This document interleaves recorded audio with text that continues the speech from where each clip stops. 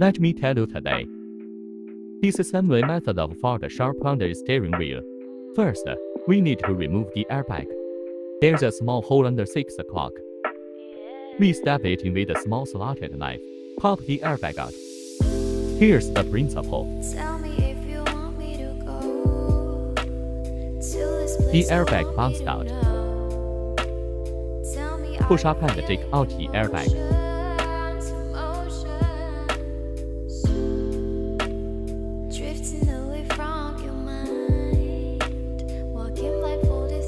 Next, pull up the plug with a slotted knife.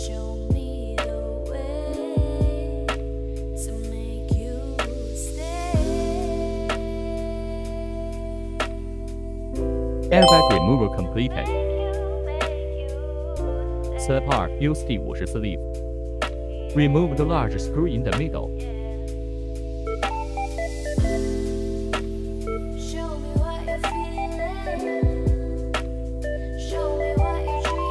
Then the whole steering wheel is removed.